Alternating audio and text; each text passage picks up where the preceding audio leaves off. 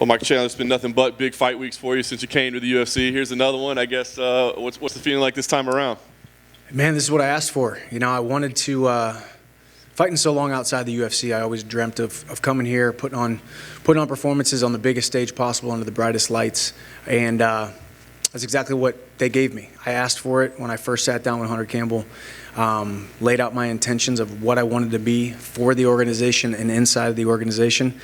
And here we are. I mean, the strength of schedule that I put together in 16 months with the backup for the title fight, Dan Hooker, Charles Oliveira, Justin Gaethje, and now Tony Ferguson, it's right where I wanted to be. You know, big fights, big stages, and this is no different. And I got a tough opponent ahead of me on Saturday night, ready to do the thing. I wonder as you sit there now, like how you would categorize your UFC run, because exactly what you just said, right? Insane strength of schedule, outstanding performances, right? But if you look at just the results, I know you have high expectations for yourself. So can you be proud of what you've accomplished, or do you sit back and go like, yeah, but I didn't do what I wanted to do? No, absolutely. I gave up trying to be perfect long ago. You know, when I got into this sport, I watched BJ Penn and Matt Hughes and George St. Pierre and Anderson Silva, all these guys that we looked up to in mixed martial arts, and they all had losses on their record, but at the time they were so dominant that they hardly ever lost. So in my mind, I said, okay, well, I'm not going to lose. There's no reason for me to lose. I'm going to be that good. Then you go through a couple losses, you grow through failure, you grow through struggle, and you realize, hey, it's all part of the process. You know, me coming in, and you look at my record thus far, 1-2 in the UFC, fighting the toughest guys on the planet at 155 pounds. Every single one of these guys and gals on the roster on any given night could lose to anybody on the roster, especially in the top 10 when you're fighting the toughest guys or gals in the world. So it's the cards have fallen how they were. I'm not too upset about a debut of the year starting 2021 and then a fight of the year capping it off at the end. Two awards that I hold dear to my heart, and go out there, get my hand raised on Saturday night, and there's even more big fights coming up in the future. Absolutely. Tony Ferguson is a big fight. You know, he had the famous Dana White privilege line. We all got a big kick out of it. Everybody laughed. And then we brought it up to him today, and he doesn't find it so funny anymore. It seems like he's got a little chip on his shoulder, maybe a little anger towards the organization, I think, but maybe a little bit towards you as well. What do you make of that? I'm sorry, Tony, but that Dana White privilege line might be the funniest thing that has ever been said on a microphone in the context of mixed martial arts. He's right. I am his boss's favorite fighter. I am Dana's favorite fighter. Dana White privilege is not on the line here. I've already got it. And no, man, it's all fun. You know, I saw him after the press conference. It's all respect. He's going to go out there and try to take my head off, and I'm going to do the exact same thing. But when it comes to animosity, I got no animosity towards him. He's all business. Is it true? Is it blunder? Is it just words? Is it lip service? We don't know. All I know is he's going to run into a buzzsaw on Saturday night, and my Dana White privilege is not going to make a difference no matter what.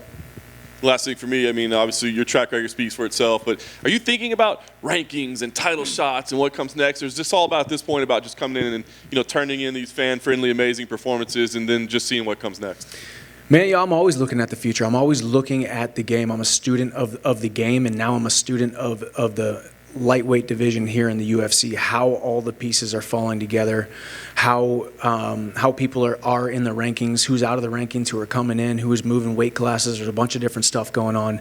But I truthfully think that everything in the fight business is up to time and circumstance. The reason I got the title shot back in May was the interesting set of circumstances where Conor and Poirier were tied up for a third fight. Khabib retires.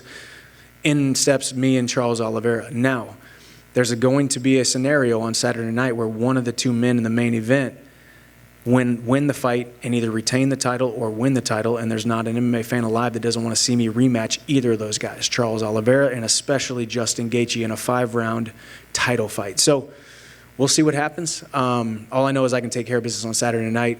I'll break bread with Dana and Hunter, and we'll talk about what's next. Mike, I wonder, I mean, pretty much the entire 6 years that Tony Ferguson was looked at as either the number 2 or number 3 lightweight in the world, you were over in Bellator, you were winning titles, you were doing a lot of stuff over there. Was this a fight that you ever daydreamed about in your spare time or thought about, or even just used this guy as a barometer for your own performances while you were over there? Yeah, I made a decision that I was going to test free agency and hopefully most likely end up in the UFC right when the pandemic hit. And 2 months straight, I trained in my garage every single day with UFC Fight Pass on, watching every single lightweight, every single minute of every single one of their fights in the UFC. And Tony Ferguson was at the top of the division, at that time when he was kind of going through right off the end of that 12-fight win streak. Still a guy who was looked at as one of the top lightweights in the world, and a lot of people's eyes could have beat Khabib. Tony Ferguson was the first name on our list that we wanted to fight when we came over to the UFC. He turned down the fight and then offered to fight me like a month after Fight Island. I just wasn't ready. I'm away from my family. I needed to go spend time with them, date my wife, and serve my child. And now here we are a year and a half later, and it happens. Tony Ferguson has been the guy I've wanted to fight since the very beginning. Now we get to do it on Saturday night. Yeah, and I think we're all looking forward to it. I mean, you're always extraordinarily open and honest with us and the media and the fans. And so I'm just curious for your honest assessment. I mean, where do you think Tony is at this point in his career? I don't know. He's probably in the hotel somewhere over here. No, I think, no, I mean, where is he? I mean, he's, man, the thing about Tony Ferguson is you can talk about he's lost a step. You can talk about maybe he's lost athleticism or power because of age or whatnot. Yes, he's fallen on some hard times with a couple losses, but just as I said before, when you're fighting the toughest guys on the planet at 155 pounds, you're going to take losses. The thing that makes Tony scary, the reason he is the boogeyman in El Kukui, is he's so unorthodox and so unpredictable. Not a man alive can emulate Tony Ferguson in my training. There's nobody at Sanford MMA, which I highly regard as the greatest gym on the planet with the greatest coaches. They really can't 100% prepare me for Tony Ferguson because you don't know what you're going to get. What we saw last fight was not what we saw the fight before, and it will not be what we see on Saturday night. It's a crapshoot, and that's why everybody's going to be on the edge of their seat. And might I say, dare to say that we're going to steal the show again. I mean, do you feel like this fight almost represents, in a way, his last chance to do this sort of title run and be in contention? In a way, does that make him more dangerous, right? You're getting someone who doesn't have much to lose. I will say I do think he's probably going to be at his most dangerous because you back a guy up into a wall, he's going to come out swinging, especially a guy with a champion heart like Tony Ferguson. I don't think this is an end-all, be-all, fail in its final type of scenario. I don't think we're talking about retirement for him after I beat him. I don't think we're talking, this is his last fight. I think Tony Ferguson, and in the sport of mixed martial arts, when you got a big of a name as a fan-friendly and a fan favorite as Tony Ferguson is, and has the following that he has, he's still a large piece of this promotion at the lightweight division. He's a guy who puts butts in seats and a guy that people want to watch fight. So he's got a career as long as he wants to have it. He will lose on Saturday night, in my opinion, but we'll see what happens after that for him. Well, last thing from me, I mean, you were talking about how hard it is to prepare for a guy like him. You can't get anybody to replicate his style in training. Is there anyone you can compare him to throughout your own resume, like a fighter you fought who you think may be somewhat similar, or anything you can sort of reach to with that? No, I really don't. I mean, obviously everybody's got 2 arms and 2 legs, and we're talking about boxing, kickboxing, jiu-jitsu, and grappling. And so, of course, there's different similarities here and there. But I think when you add in the wrinkle that Tony Ferguson doesn't get tired, he doesn't get finished, he keeps on coming, that's a scary fight. He's got elbows that'll cut you up. He throws them from everywhere. He keeps fighting off of his back when he does get taken down. I can't think of anybody that can emulate Tony Ferguson because nobody can. He's a puzzle to solve, and we're going to try to solve it on Saturday night. Michael?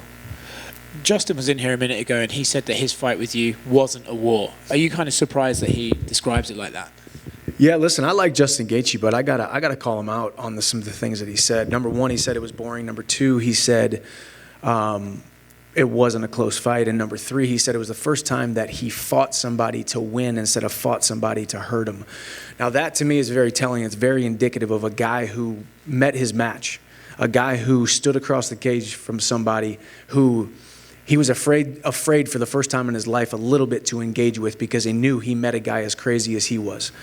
All of those things are very telling to me that he wasn't where he wanted to be mentally because I put him in a place where he didn't want to be mentally. I love you, Justin. I respect the heck out of you as a competitor. I want to share the octagon with you for the title by the end of the year after this fight if you win. But it was definitely a lot closer than he thinks it was. Outside of fighting, you're getting a bit of reputation as a motivational speaker. I saw earlier this week how to truly order a cup of coffee. Yep. I'm curious what you think of that reputation. Feel free to answer it in a motivational speaker. No, it's I don't take myself too seriously, man. I don't. I have fun with this. I love these opportunities because people get to see it. People get to see what we're saying or hear what we're saying and see what we're doing, and they get to feel something.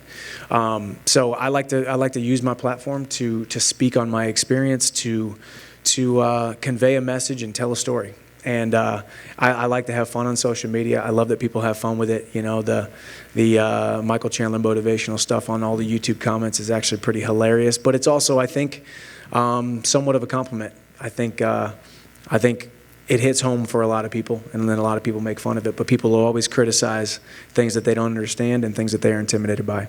What's your favorite motivational quote?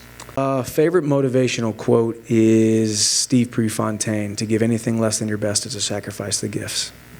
Okay. Hey, Michael, over here, to your left. Oh, Yeah. where's your microphone? Oh, right there. Oh, okay, sorry. I was going to say. I was okay. Can you just talk to me about your family's recent decision to adopt another child? Like, what does that mean to you? Oh man, it was. I got to be honest with you. You know, I have not even been there. You know, we went out to where our son was located during training camp, right?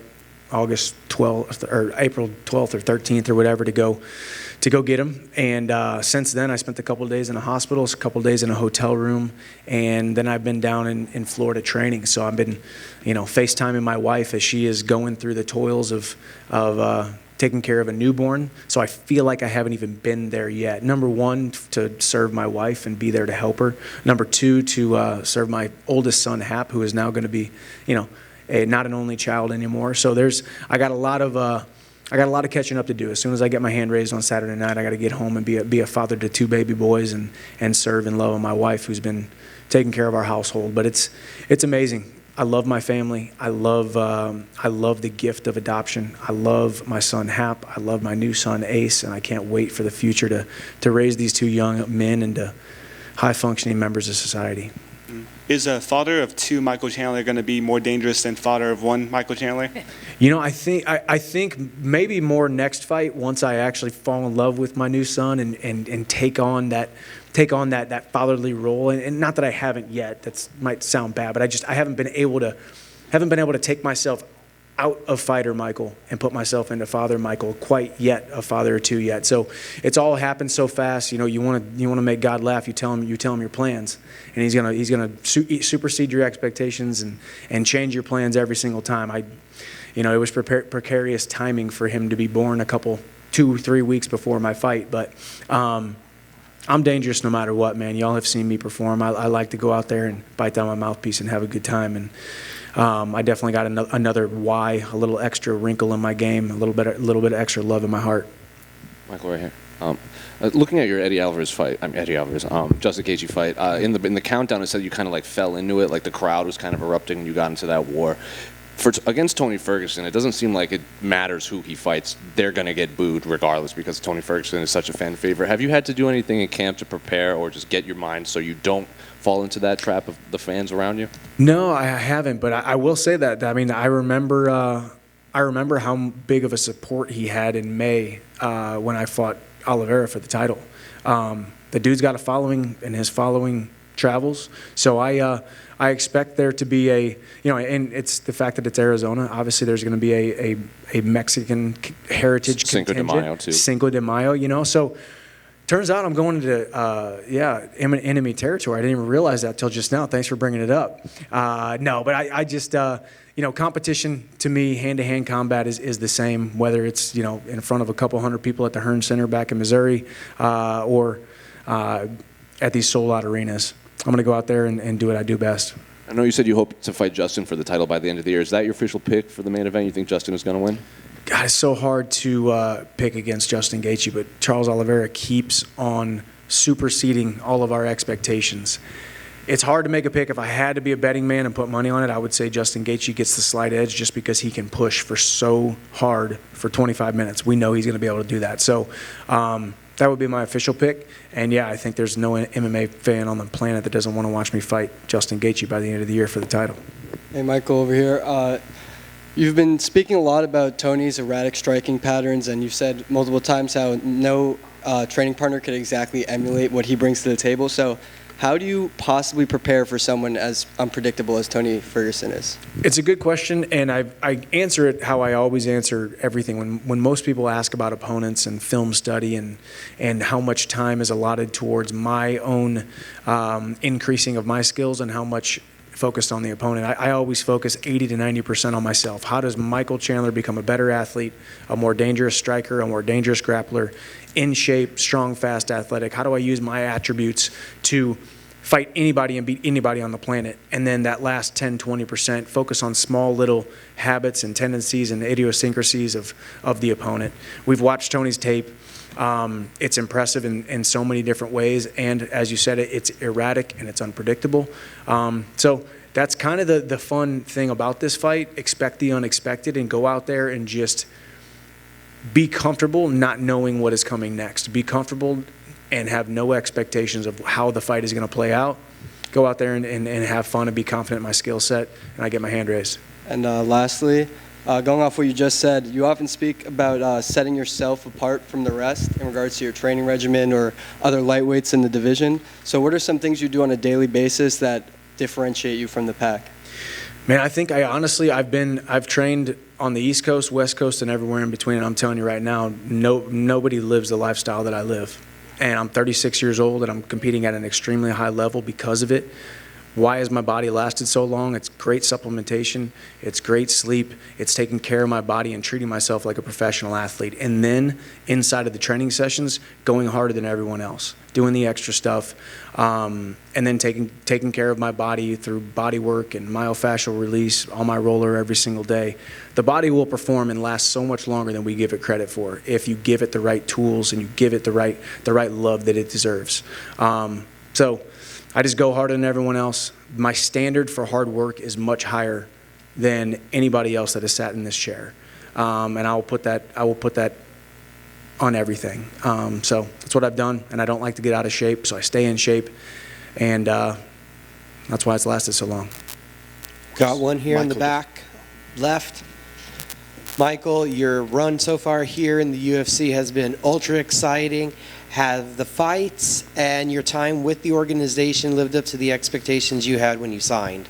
It's exceeded my expectations. You know, I think when you're outside the UFC, you have this view of what it might be to be over there in the UFC, and it has exceeded my expectations. The bright lights, the platform, the ability to have a voice and a platform is what I've always wanted. I've always felt like I was underutilized and underappreciated for the amount of work that I put in and the amount of skill that I had. You know, going back to that gentleman's question, I've treated this training camp and every other training camp in my entire life like it was the most important training camp of my life. I fought some very subpar fighters compared to my abilities, and I always trained as if I was fighting the #1 guy in the world. So to not get the recognition for that was hard at times, knowing I was underappreciated, and that's why I spend as much time as I can on this microphone and spend as much time as I can in front of these cameras, because I'm making up for lost time, and I love my life and I love my job. We knew you as a long time as the face of Bellator.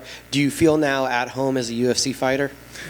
Well, I am Dana's favorite fighter, so no, I do. You know, and I think there's always a transition period.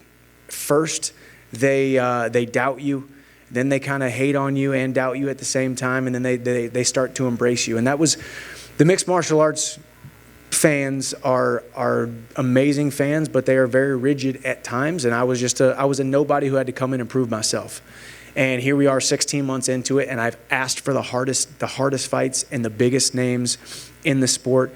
Not many guys want to go out there and fight Justin Gaethje for a second time. Not many guys want to go out there and call out Conor McGregor, not because of the money, not because of the red paint, not because they want the legacy fight and the stage and the significance of that fight. I want all the smoke. I want all the big fights. I want all the big names. I want all the big stages. And that's what the UFC can give you that other organizations cannot. I'm right at home, and I'm 100% a UFC fighter, and people are starting to accept that. And you previously had also said you were here for a good time, not for a long time. Are you seeing more and more options, so maybe extending the period of time you may be here? Yeah, I always said that too, because I wanted people to know I ain't no spring chicken. I didn't come into this organization as a 24-year-old. I came into this organization as a 34-year-old seasoned veteran, and here I am celebrating my 36th birthday a couple weeks ago, and I still feel great. I still got some huge fights on my horizon. I do believe I will be UFC champion by the time I hang up the gloves, and I think that's sooner rather than later. Thank you. Michael, just to your right. We had Donald Cerrone in earlier today, and he became very emotional talking about the prospect of fighting in front of his child on Saturday.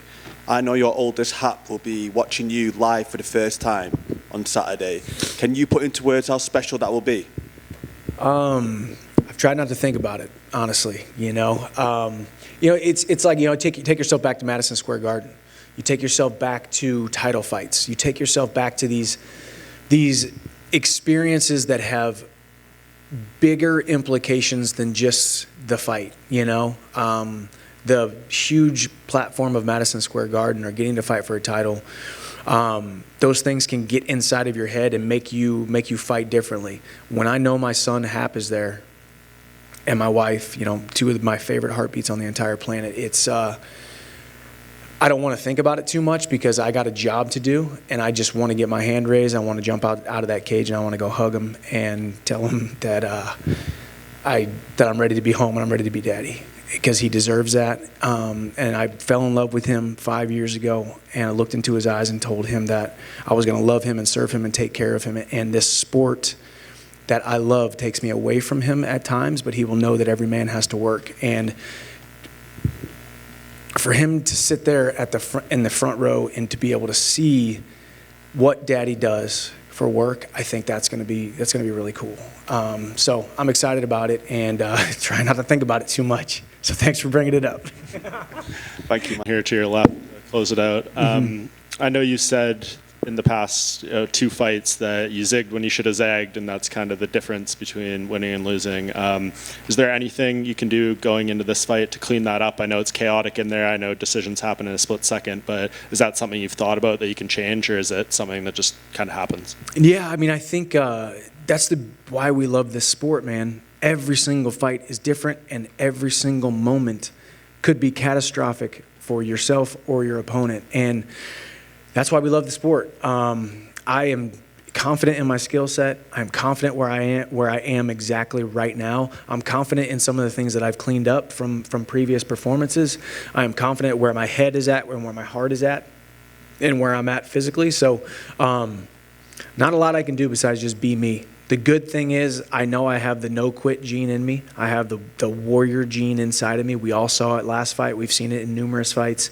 It's something you can't teach. You can't teach grit. You can't teach heart. You can't teach determination. You can't teach toughness. And I have those things in droves. So Saturday night, I want you guys to see the technical side of me. And if I have to pull out that dog inside me, I will. Thank you, guys. Appreciate it.